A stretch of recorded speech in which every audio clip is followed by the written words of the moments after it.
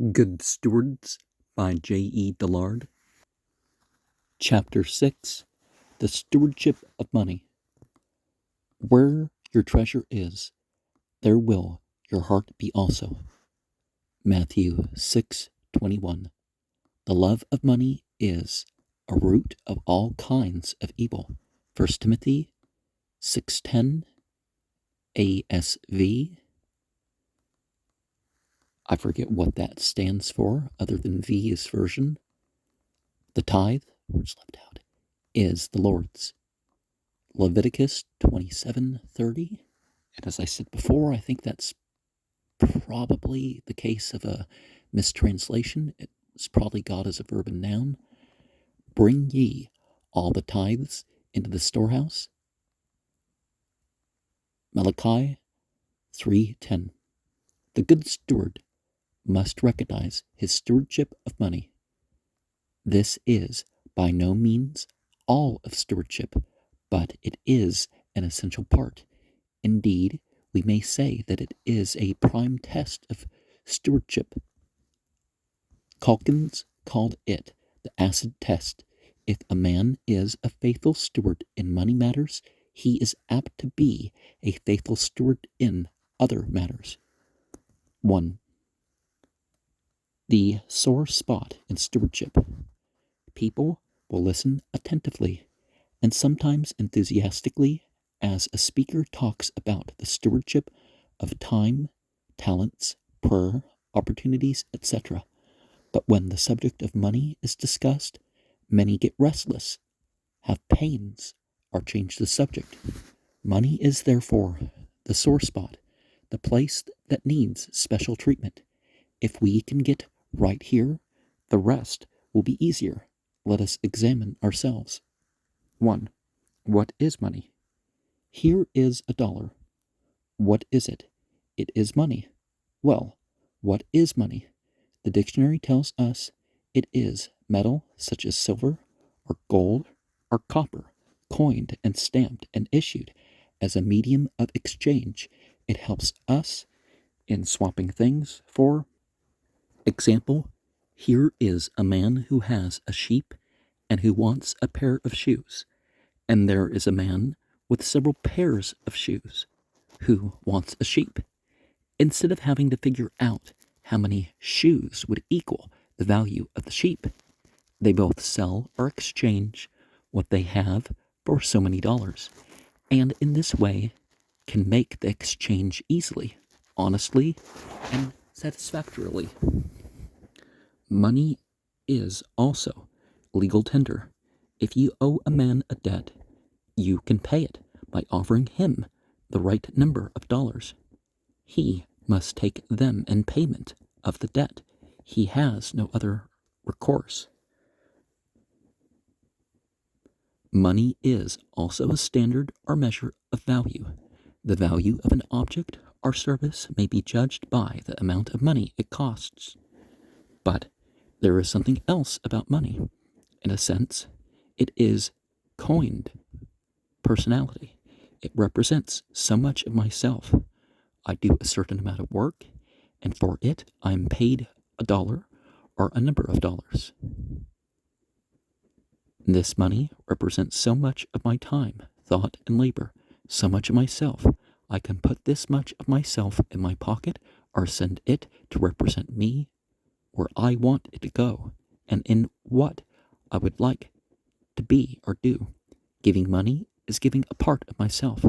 I can give this money to my church, and that is so much of myself serving my church.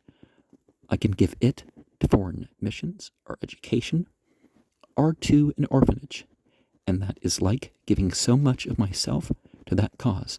I can give this amount through the cooperative program, and that will be so much of myself serving all the general causes of Southern Baptists. Money is fine when properly used, and terrible when wrongly used.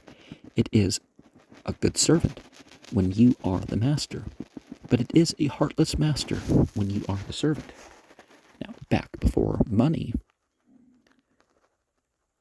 people think, oh, well, they couldn't have done that with those buildings and all that, and it's like, you translate what they did into terms of money, it's like they most definitely could. And people were, every bit as devout as people who pay tithes and make extra donations. 2. Who owns the money? Whose silver dollar is this? It is mine. I did not beg it. I did not borrow it. I did not steal it. It is mine. It is mine. I find the word liberty on it. It stands for a free country, but it also suggests that I am at liberty to do what I please with it. Hoard it, throw it away, invest it, or give it to the Lord's work. Let us hope I will use it honestly and wisely. I also find on this silver dollar, United States of America. What does that mean? It means that the government issued it, guarantees it, and has claim upon it. The government may call for it. It did call for its gold money some years ago. I must not abuse this money or in any way mutilate it. Every year the government asks for an accounting. How many dollars or how much money I have received during the previous year. I must pay something, a good deal now, for using my government's money. We must be absolutely honest with our government. Well, there's some exceptions with that. If the government's going to murder people or whatnot, you don't have to take part in that. Looking at this dollar again, I find the phrase, "In God we trust." Now, what has God got to do with it? Has he any claim to it? Well, where did that dollar come from? I got it from the man I worked for. He got it from someone else. Originally, it came from the government mint. Where did the mint get it? Out yonder in the mine, we can find the source of the silver and the gold. Well, now we don't even have, real copper coating with the pennies, but in a country seat town in northwest Georgia is a monument on the base of which are the words, "That's gold, and them they're hills." Okay, I guess it really says, "Thar's gold, and them thar hills." Oh, that's pretty embarrassing to not even spell it right, and it's put up as a monument. In 1849, people in great numbers were leaving Georgia, going to California to look for gold. It became a serious matter. Farms were neglected, homes broken up. The speaker who said the words on the monument sought to stem the tide by telling the people that there was gold in the hills of Georgia, that they did not need to go to California. He was right. There was gold in Georgia, also in the Carolinas. Now, who put the gold there? Certainly God put it there, and for the reason he has a claim, a prior claim, the first claim upon the money. Now, people can talk about volcanoes, but that's for another program, right? The good steward will recognize the prior claim of God upon all his money. Not only did God put the gold there, but he gave man the power to mine the gold, to mint the coin, and to use the money. The silver is mine, and the gold is mine, saith the Lord of hosts. Thou shalt remember the Lord thy God, for it is he that giveth thee power to get wealth. Deuteronomy 8:18. Beware of covetousness. Luke 12:15. Okay, the silver is mine, Lord of hosts, Yahweh Tzbaut. So that doesn't translate as Lord. So increasing the existence of the companies. Haggai 2:8. 3. What God requires. A good steward, realizing God's ownership and prior claims, will acknowledge the same gladly and try to administer his trust faithfully. This means that he will diligently seek to get his money honestly, use it wisely, save it securely, and give it liberally and cheerfully to such causes and in such amounts as his master and secret partner says, and as his consciousness and good men will approve. How much does God ask his stewards to set apart for kingdom causes? Establish your own kingdom in a way, but take part in the kingdom of others. Throughout the Old and New Testaments, well, the words of Jesus about refurbishing the law doesn't make it the New Testament, more like a revival of the Old. And the Old, again, the Bible doesn't have Jesus say that he's going to change the law. He just wants to bring it away from what the conservatives have added to it and the liberals have taken away. In Christian history, there is very general agreement that giving to religious causes should be in proportion to one's increase or net income. But strange to say, nowhere, neither in the Bible nor in Christian history, do we find any proportion commanded or even suggested except the tithe, or 1/10. Just when and where and how the observance of the tithe originated, we do not know. We do know that it did not start in recent years or even with Moses or Abraham. Many Bible scholars think they see evidences of tithing in the account of the offerings of Cain and Abel, Genesis 4:6. It seems from the Septuagint version of Genesis that some words were inadvertently left out in our version. These words are did not rightly divide. The writer of Hebrews speaks of the offering of Abel as being more excellent. Hebrews 11:4. Many Bible students think that this means that Cain, I think is how you pronounce that name, did not rightly divide or tithe his offering, while Abel did. Or it wasn't the best of his flocks or whatever. It's not, the competition between vegetarians and meat eaters or something that people are trying to claim now. 1.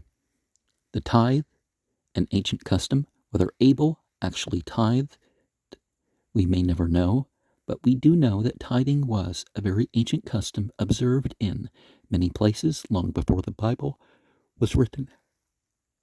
Lansdale begins his book, The Tithe in Scriptures, as follows. The picture writings of Egypt, the cuneiform tablets of Babylonia, and early writers of Greece and Rome inform us that before the Bible was written, and apart therefrom, it was an almost universal practice among civilized nations for people to pay tithes to their gods, but none tell us when or where the practice began or who issued the law for its observance. A 10th part was a number that was used, but it wasn't always a 10th part. Henry Lansdell, The Tithe in Scripture, page 7.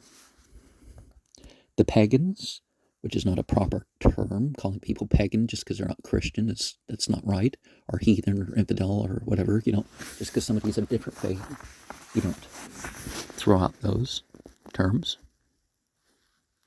It meant that people divided things into work plots.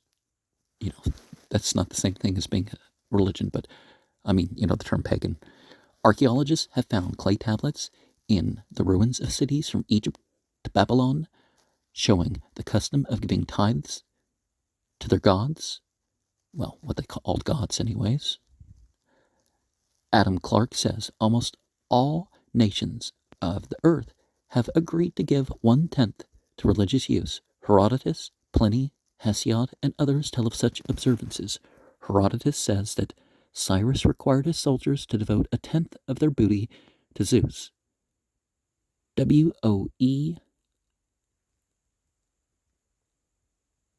Oesterle says the institution of offering tithes, words left out, dates back to a period greatly anterior to Israelite history.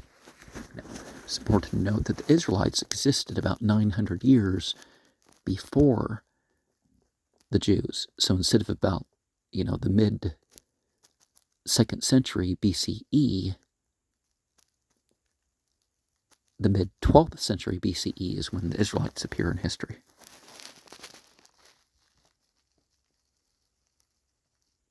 Oh, well, that's even further back. Okay.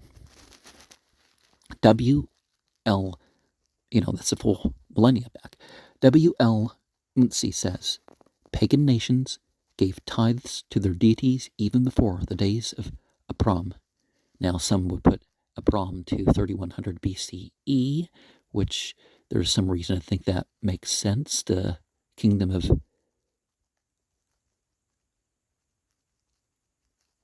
Ebla and the Ugaritic, and they went through clay tablets of Assyria and Egypt tell of tithing 3,800 years before Christ.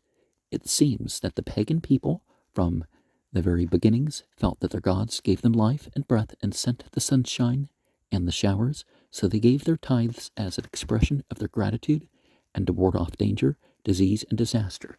Now, in theory, the poor would be taken care of because of these things. Here arises a pertinent question. If the pagans, without a knowledge of our Bible, or our God, or the Great Commission, felt that they should give their tithes to their gods, should not Christians do at least as much as the pagans? Now, the tablets at Ebla and other Mesopotamian, Near Eastern sources indicate that through the lands mentioned in the Bible were earlier versions of all the stories, including like a text about Daniel from 1,000 years before, when the biblical text is said to have originated. So that, is mentioned as something at least as old as that. Second, the patriarchs. Let us look into the Bible. We find in Genesis 14:18-20 that when Abram returned victorious from the battle with the kings, he was met by Melchizedek, king of Salem, and the priest of the Most High God. Melchizedek blessed Abram, and Abram gave him tithes of all. Now, there's a couple different variations of that. People say King Righteousness, King Jupiter, as well as the spelling with the Cheth. And what's that passage about Melchizedek in Hebrews or something like that? About how the ultimate Melchizedek was somebody that, didn't have parents and all that, so more exalted than the Christian idea of God by far. Why, I mean, in the definition and how that's described in that verse. Obviously, God is put of, Trinity is put above that, but, there's something to explain about that verse, right? Why did Abram do this? And why did he give 1/10 if it were not a custom in that day? In secular history, we find many similar acts recorded both before and after this one. It seems to have been a universal custom to express gratitude and to celebrate victories by giving tithes, or, to keep the system going, right? Archaeologists tell us that tithing was observed in Ur of Chaldea, the original home of Abram, and that would put Zarathustra at a date before Abraham, because our word in the Bible for Chaldean means that they performed the Kushti ritual.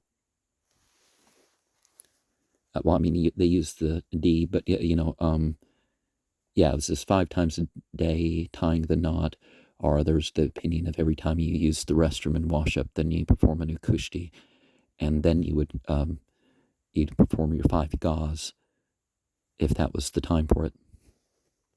Jacob vowed to tithe. Of all that thou shalt give me, I will surely give the 10th unto thee. Genesis 28:22. Jacob in his loneliness and peril felt the need and desired the presence and protection of God. He vowed that if the Lord would be with and bless him, he would give a tenth of it all to him. How did it happen that the tithing idea sprang spontaneously into the mind and upon the lips of Jacob, if tithing had not been an established custom in his father's home? Well, prophets are supposed to get revelation and inspiration, right? Jacob forgot or failed to keep his vow faithfully, and the Lord appeared to him and reminded him of his vow, Genesis 31:13. Now, it doesn't necessarily mean that he saw God, that God caused an appearance to him, I think is the way you can translate that.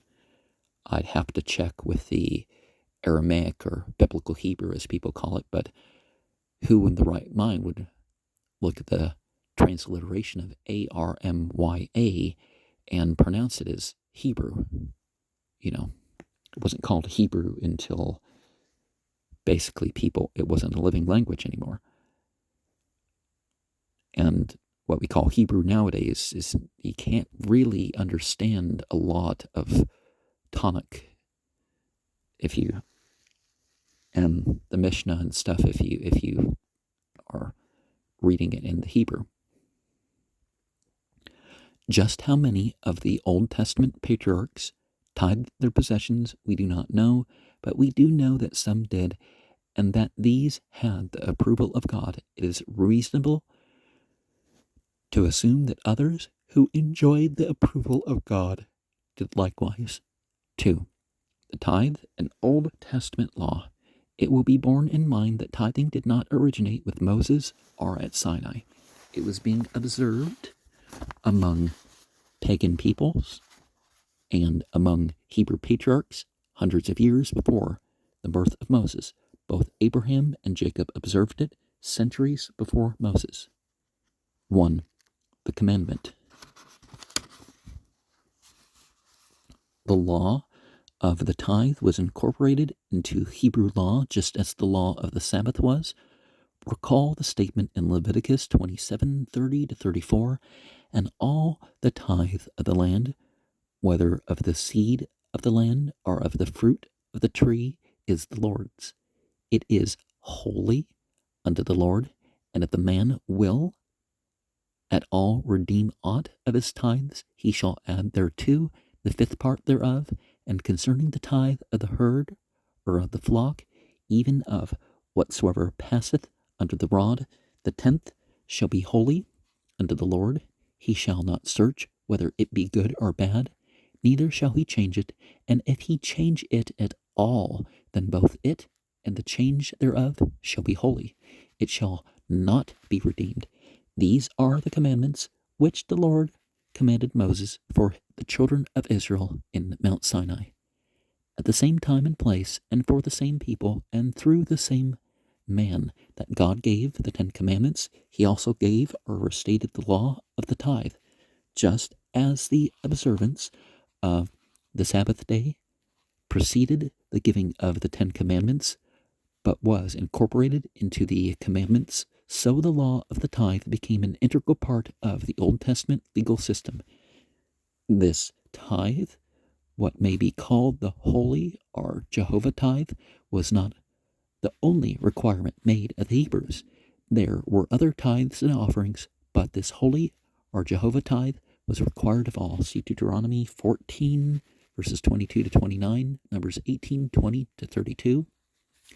It has never been repealed, changed, or abrogated, and is a present-day obligation.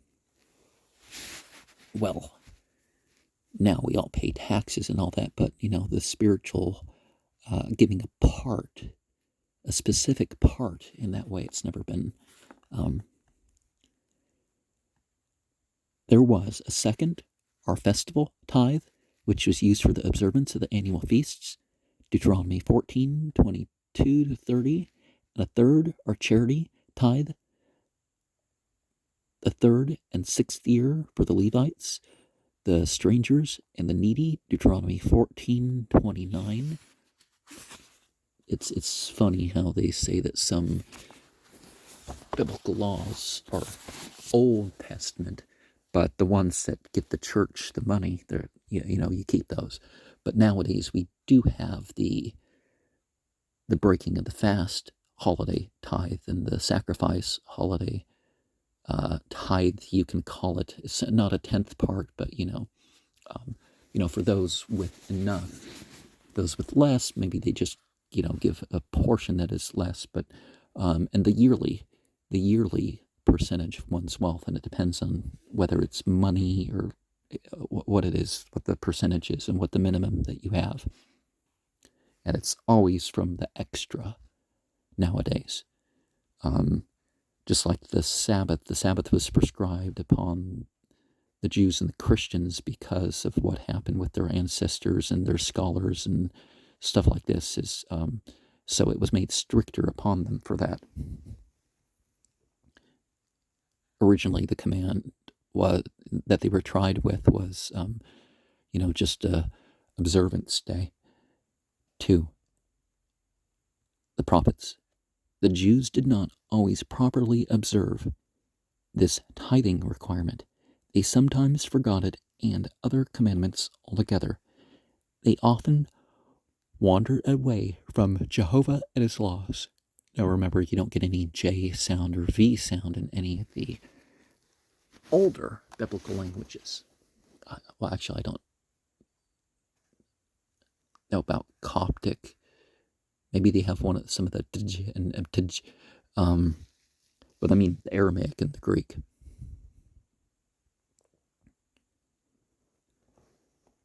The result was that disaster came.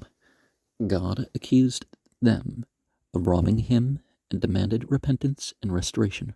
Recall Malachi 3, verses 7 to 10. Even from the days of your fathers, ye are gone away from mine ordinances, and have not kept them. Return unto me, and I will return unto you, saith the Lord of hosts. Yahweh does that. But ye said, wherein shall we return? Will a man rob God? Yet ye have robbed me. But ye say, wherein have we robbed thee in tithes and offerings? Ye are cursed with a curse, for ye have robbed me, even this whole nation. Bring ye all the tithes into the storehouse, that there may be meat in mine house, and prove me now herewith, saith the Lord of hosts, if I will not open you the windows of heaven, and pour you out a blessing, that there shall not be room enough to receive it. Now, it's important that when we do have, commands, that if those can be fulfilled, those are to be fulfilled. Not these people that say, oh, we don't eat meat nowadays and all this. It's like there's nothing wrong environmentally or health-wise or whatever with having, occasional meat or, even regular meat.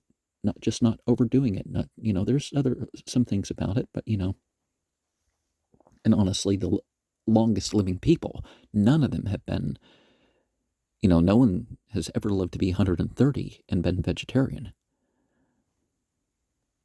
Only 2 or 3 of many tithing scriptures in the Old Testament have been given. These are sufficient to show that tithing is an Old Testament law. And this question seems pertinent. Ought not a Christian to do as much for his religion as a Jew did and does for his? Can a good steward do less? 3. A tithe between the Testaments. Between the Old Testament and the New Testament, some 300 years elapsed. And, Judaism appeared during that time. Many changes took place. The Old Testament scriptures were completed and codified. The synagogue was established. Several Jewish sects arose. Tithing became the common practice of the pious people. In fact, the observance of the tithe became so general, so scrupulous, so punctilious, and so meticulous that it was abused. Now, the Apocrypha fills in some of those gaps, and the second book of Maccabees is the first time you hear Judaism mentioned, but Judaism must have occurred a little before that, maybe as early as 200 BCE. The people observed the letter of the tithing law and added much to it. And see, that's what I mean by conservative, is that they look through the interpretations of others. But many failed to observe its spirit and neglected other things of even greater importance. But the law of the tithe was in no way changed. Well, if they're doing that to the rest of the laws, how can we trust, right? 1. The Old Testament Apocrypha. There are many references to tithing, first fruits, offerings, etc. in the Old Testament Apocrypha. Here are a few. The 10th part of all mine increase I gave to the sons of Levi, who ministered at Jerusalem, and the second 10th part I sold away and went, and spent it each year at Jerusalem, and the third I gave unto them, to whom it was meet. Tobias chapter 1, verse 7 to 8. When we went together to Jerusalem to worship, and offered the firstborn and the tenths of our increase. Tobias 5:13.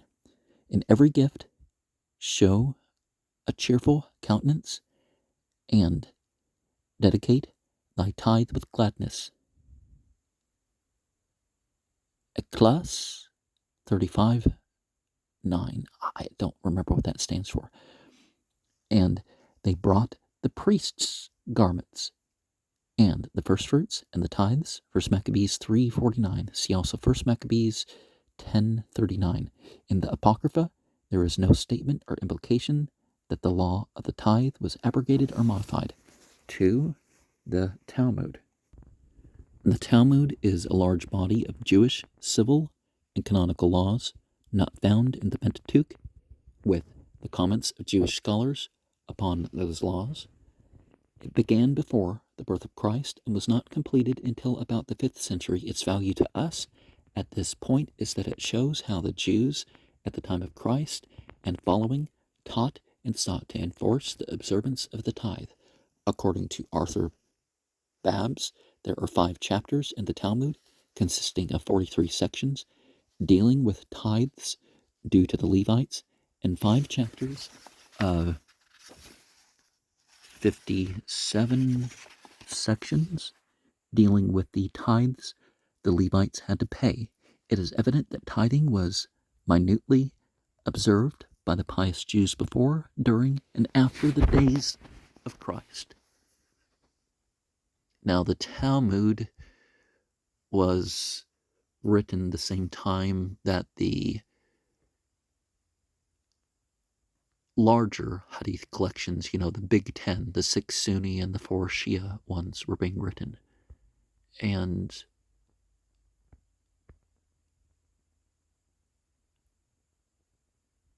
But see, the difference was it's not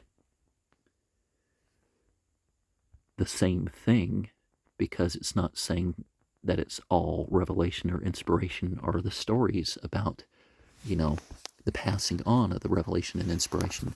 There's so much comment that you can't quite tell. And are we talking about the Jerusalem or the Babylonian Talmud when that statement was made? Because there are differences. 5. The tithe in the New Testament. 1. The people. Even a casual reading of the Gospels shows that the pious people of that day observed the tithe. The Pharisee who went into the temple to pray said he gave tithes of all he possessed. Luke 18:12. Jesus, on 2 occasions, referred to the minute observance of the tithe, commending the same, but condemning the neglect of other important matters. Matthew 23:23, Luke 11:42. It was not necessary for Jesus to tell the people to tithe. That was taken for granted, but it was necessary for him to warn the people not to neglect other important matters. If there had been anything wrong with tithing, he would certainly have said so rather than approve of it. He said that our righteousness should exceed that of the scribes and Pharisees. Matthew 5:20. Moses, a long time before, had said that the tithe is the Lord's. Leviticus 27:30. And Jesus said, Render unto God the things that are God's. Matthew 22:21. 2. Did Jesus tithe? Did Jesus tithe? The New Testament does not say so.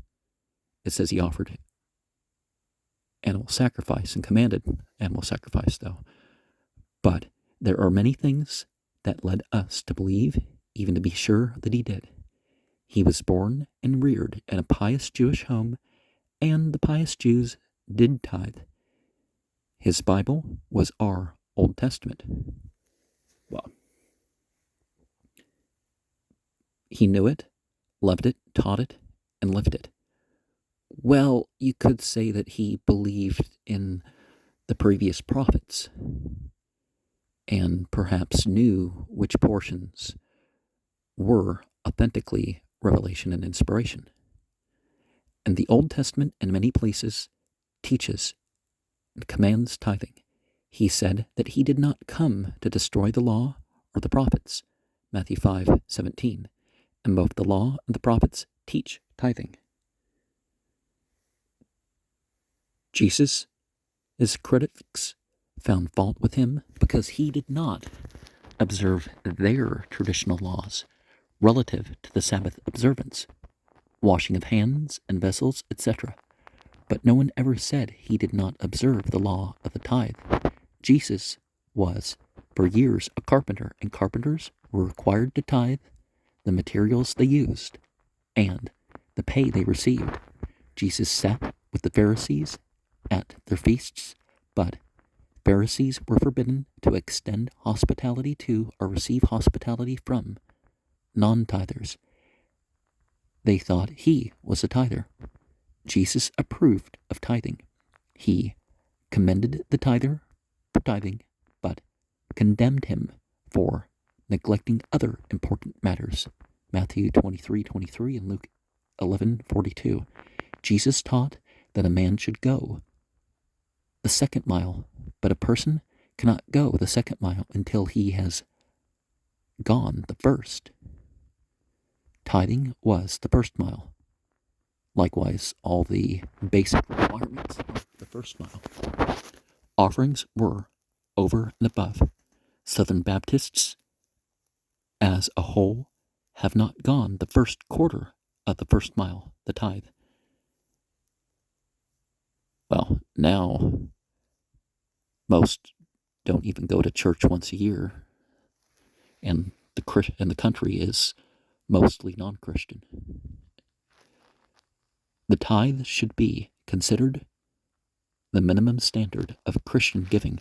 Some years ago, Southern Baptists adopted a slogan: 1,000,000 Southern Baptist tithers for Christ. Now, our perpetual slogan is every Baptist a tither.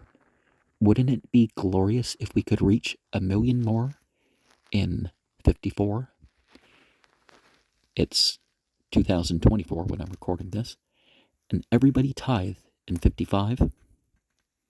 3. Pentecost. Many New Testament Christians went far beyond the tithe in their giving. We learn that following Pentecost, some of these Christians actually sold their properties and brought the proceeds to be used in caring for those in distress and need. See, that's what it's about, is the need in people. Let us read again the account following Pentecost. And all that believed were together, and had all things common, and sold their possessions and goods, and parted them to all men, as every man had need. And they, continuing daily with one accord in the temple, and breaking bread from house to house, did eat their meat with gladness and singleness of heart, praising God and having favor with all the people. And the Lord added to the church daily such as should be saved. Acts 2:44-47. And the multitude of them that believed were of one heart and of one soul. Neither said any of them that aught of the things which he possessed was his own, but that they had all things in common, and with great power gave the apostles witness of the resurrection of the Lord Jesus, that they believed it, not that they witnessed it. And great grace was upon them all, neither was there any among them that lacked, for as many as were possessors of lands or houses sold them, and brought the prices of the things that were sold, and laid them down at the apostles' feet, and distribution was made unto every man according as he had need. Acts 32 to 35. It should be remembered that this noble sacrificial giving recorded in Acts was wholly voluntary, and for a time only. Many of the Christians have become stranded, some cast out of home and synagogue. The need was great, and because of sympathy and love for the brethren, they made these sacrifices. The lesson for us is that we should not only tithe, but go beyond the tithe if it is needed to care for the Lord's people and his work. 4. Paul and the Hebrews. Paul was speaking of the support of the ministry. He said that the priests and the Levites were supported by the tithes of the people, that is, the tithes and offerings. Even so hath the Lord ordained that they which preach the gospel shall live of the gospel. 1 Corinthians 9, 13 to 14. See also Numbers 18, 21 and 24, Deuteronomy 18, 1. While the Ha-Kohanim was something that we were warned about, just because the rabbis and Cohens is not the term used. In Greek, what about the same access controlling professional priests, priestcraft people, right? In Hebrews 7:8, we read, here men that die receive tithes, but there he receiveth them, of whom it is witnessed that he liveth. See also Hebrews 7:25. Now, it was support of the temple, and it was used for the paying of the clergy, but again, I'm saying there's reason not to support that type of clergy. 5, the tithe, a modest requirement. The good steward who thinks and figures will readily see that the requirement of a tithe is one's net income for the Lord's work is a modest requirement.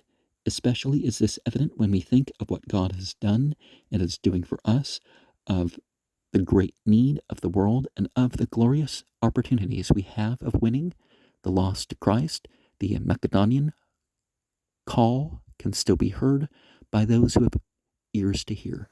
Now, I have witnessed for myself how people will pay tithing and then ask permission of their church to have what they need. In the Islamic view, people provide for their needs, and then they give of what's left. Of course, they should figure out what their real needs are, not, I want to go out to eat, or I want to eat more expensive food, or have a TV service. No, you cancel your TV service so you can pay your other bills. 1. Partners, sharers. A plantation owner had several tenants. He furnished each tenant with a little house and garden spot, a horse or mule, some farm machinery, half the fertilizer, etc. The owner was asked what he got from each tenant. When we sell the crops, I get half the proceeds, he replied. That is the custom in this community, and I think in most southern states.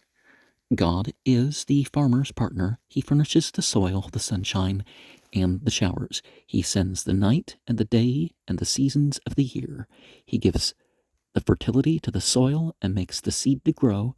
He furnishes the people who constitute the market. The farmer prepares the soil and plants the grain. He tends the crop occasionally, but God's forces and agencies work 24 hours a day. Someone has estimated that God furnishes 95%, maybe 97% of the power or energy that goes into the making of a crop. Well, all the means to do anything is by divine permission and rules of the universe and all that. By and by, the harvest is reaped. How much of the proceeds does God ask? 95%? 75, 50? No, he asks 10%. And that we be careful in the using of the other 9/10.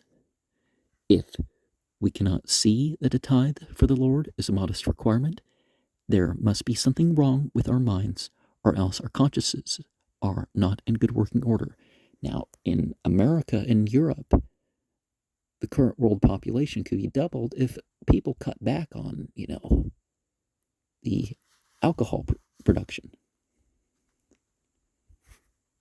If that stopped being an intentional thing, you can multiply the population of the world. I think a few times over at this point, 3-4 times. There's studies that have been done into this. 2, who makes the terms? A tenant never dictates to the owner how much rent he must pay, or how, or when, or where. The borrower never dictates to the lender how much interest he will pay, or how, or when, or where.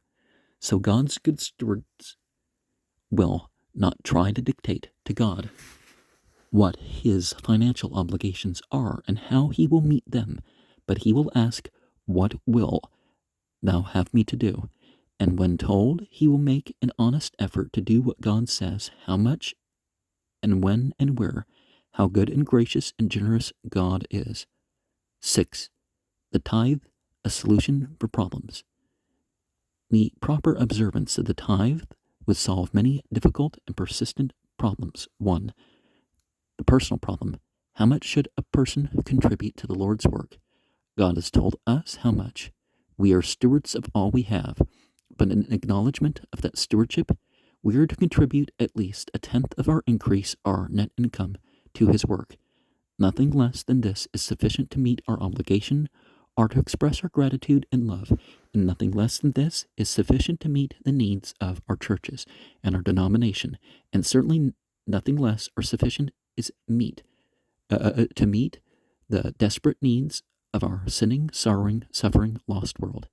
If it was unlawful for a Jew under law to contribute less than a tithe for his religion, it is not disgraceful for a Christian under grace to contribute less than a tithe for his religion. The tithe should always be considered the minimum, not the maximum, standard of Christian giving. 2. The church problem. The paying of the tithe through our churches would solve the financial problems of our churches. If there were only 11 families in a church and all of them tithed through their church, that would make it possible to have a full-time pastor living about on a par with the average member of that church.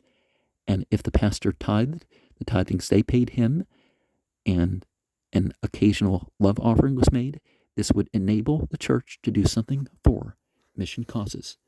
The per capita income of the United States in 1952 was estimated at over $1,700. If a church had 1,000 members and all of them tithed through the church, it would give the church approximately $100,000 annual income. This would be enough to carry on in comfort and give half to the mission causes for our Lord. Why do churches not do it? Some do. 3. The denominational problem.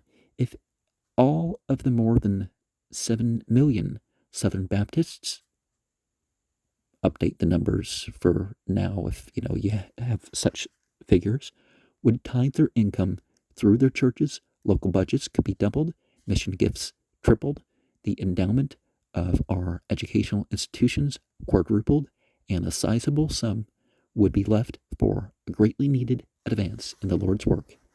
God has a plan. His plan will work. Let us work it. 7. The happy life. 1. What they say. The test of the pudding is not how it looks or smells, but how it tastes. The test of tithing is, how does it work out in practice? What do they say who have tried it? The author has never known a tither who has tried tithing consistently for any length of time who was not happy in it. George Hammond offered a cash gift to anyone who would say he had lost by tithing. No one claimed the gift. Tom Kane of Chicago advertised in papers offering a prize for the names and addresses of any who said they were not blessed or were unhappy as tithers. Well, maybe their financial situation, but not, well, I gave something that I thought was the right thing to give. And maybe you weren't, could get in some trouble by saying, some of these things, right?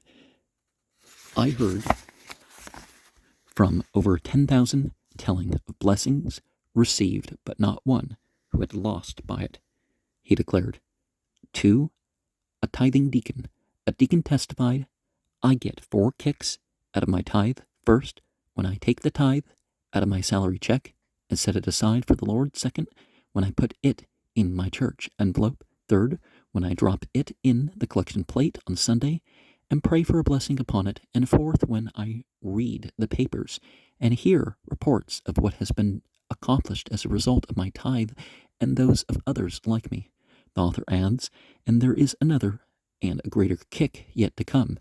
Someday in the glory world, you will meet somebody, or maybe several somebodies, who will say, you, through your tithe, helped to lead me to Christ and to heaven.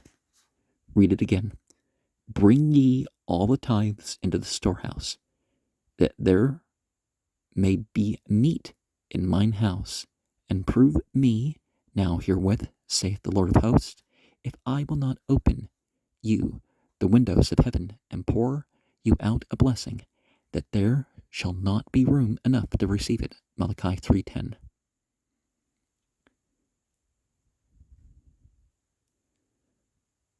Would you like to be a good steward? And would you like to be a tither? Then ask your pastor for a tithing card, sign it, and be enrolled among Southern Baptist Tithers for Christ. And of course, the meat in the house of worship was the sacrifices. Topics and questions for thought and discussion. 1. What is money? Why is money the sore spot in stewardship? 2. Show that God has first claim on your income. 3. What reasons have we for believing that Jesus tithed? 4. List reasons for and against tithing. 5. Tell how one on a salary or with an allowance should tithe. 6. Tell how a college student should tithe. 7. How should a farmer or professional man tithe? 8. Do you purpose to tithe this year? Outline. 1. The sore spot in stewardship. 1. What is money? 2. Who owns the money? 3. What God requires. 2. The tithe, an ancient custom. 1. The pagans. The Catholic Church called all monotheists pagan until 1967. Pagan and heathen was their, which again isn't a religious division, really. 2. The patriarchs. 3. The tithe and Old Testament law. 1. The commandment. 2. The prophets. 4. The tithe between the testaments. 1. The Old Testament Apocrypha. 2. The Talmud. Well, the Talmud was after the New Testament. It does mention some figures that were around during the time that the New Testament talks about. 5. The tithe in the New Testament. 1. The people. 2. Did Jesus tithe? 3. Pentecost. 4. Paul and the Hebrews. 6. The tithe, a modest requirement. 1. Partners, sharers. 2. Who makes the terms. 7. The tithe, a solution for problems. 1. The personal problem. 2. The church problem. 3. The denominational problem. 8. The happy life. 1. What they say. 2. A tithing deacon.